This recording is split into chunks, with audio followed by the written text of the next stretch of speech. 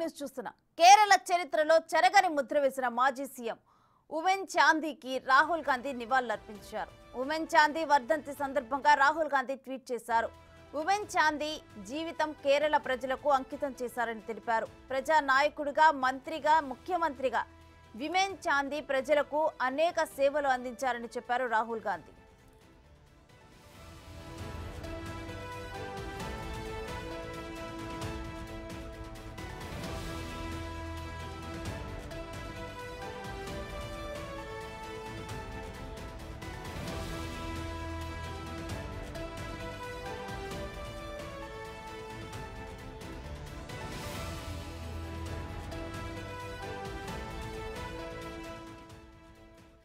కేరళ చరిత్రలో చెరగని ముద్ర వేసిన మాజీ సీఎం ఉమెన్ చాందీకి రాహుల్ గాంధీ నివాళులర్పించారు.